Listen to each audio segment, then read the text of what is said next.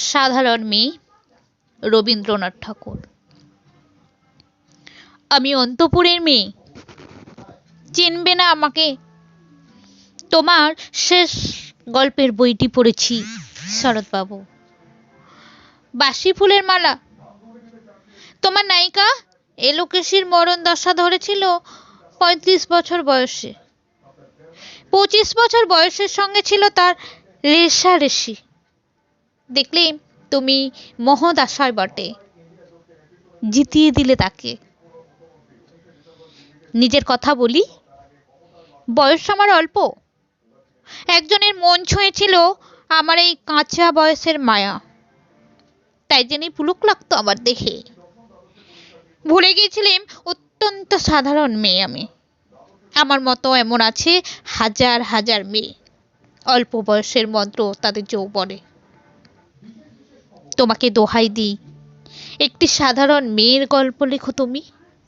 বড় দুঃখ তারও স্বভাবের গভীরে অসাধারণ যদি কিছু তলিয়ে থাকে কোথাও, কেমন করে প্রমাণ করবে সে? এমন কজন মেলে যারা তা ধরতে পারে? কাঁচা বয়সের জাদু লাগে ওদের চোখে। মন যায় না সত্যের খোঁজে। আমরা বিকিয়ে যাই মরীচিকার দামে।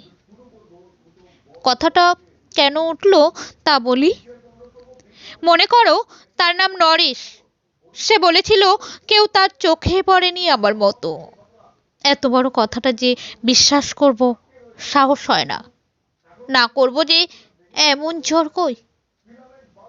একদিন সে গেল বিলেতে, চিঠিপত্র পাই কখনো বা। মনে মনে ভাবি, রাম রাম, এত মেয়েও আছে সে দেশে, এত তাদের ঠেলাঠেলি ভিড়, আর তারা সবাই কি অসামান্য, এত বুদ্ধি, এত উজ্জ্বলতা। আর তারা সবাই কি আবিষ্কার করেছে এক নরেশ সেনকে, স্বদেশে যার পরিচয় চাপা ছিল 10-এর মধ্যে। গেলো মেলে চিঠিতে লিখেছে লিজির সঙ্গে গিয়েছিল সমুদ্রে নাইতে। বাঙালি কবির কবিতা কলাইন দিয়েছে তুলে, সেই যেখানে উর্বশী উঠেছে সমুদ্র থেকে। তারপরে বালির পরে বসলো পাশাপাশি। সামনে দুলছে নীল সমুদ্রের ঢেউ, আকাশে ছড়ানো নির্মল সূর্যালোক।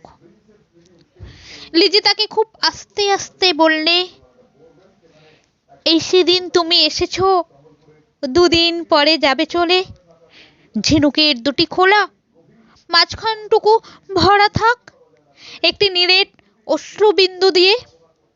দুর্লভ, মূল্যহীন। কথা বলবার কি অসামান্য ভঙ্গি। সেই সঙ্গে নরেশ লিখেছে, কথাগুলো যদি বানানো হয় দোষ কি, কিন্তু চমৎকার। হিরে বসানো সোনার ফুল কি সত্য? তবুও কি সত্য নয়? বুঝতেই পারছো? একটা তুলনার সংকেত ওর চিঠিতে অদৃশ্য কাঁটার মতো আমার বুকের কাছে বিঁধে দিয়ে জানায়, আমি অত্যন্ত সাধারণ মেয়ে। মূল্যবানকে পুরো মূল্য চুকিয়ে দিই এমন ধন নেই আমার হাতে। ওগো, না হয় তাই হলো, না হয় ঋণেই রইলেম চিরজীবন। পায়ে পড়ি তোমার, একটা গল্প লেখো তুমি শরৎবাবু, নিতান্ত সাধারণ মেয়ের গল্প। যে দুর্ভাগিনীকে দূরের থেকে পাল্লা দিতে হয় অন্তত 5-7 জন অসামান্যর সঙ্গে, অর্থাৎ সপ্তরথিনীর মার। বুঝে নিয়েছি আমার কপাল ভেঙেছে, হার হয়েছে আমার। কিন্তু তুমি যার কথা লিখবে তাকে জিতিয়ে দিও আমার হয়ে। পড়তে পড়তে বুক যেন ওঠে ফোলে। ফুলচন্দন পড়ুক তোমার কলমের মুখে। তাকে নাম দিও মালতী।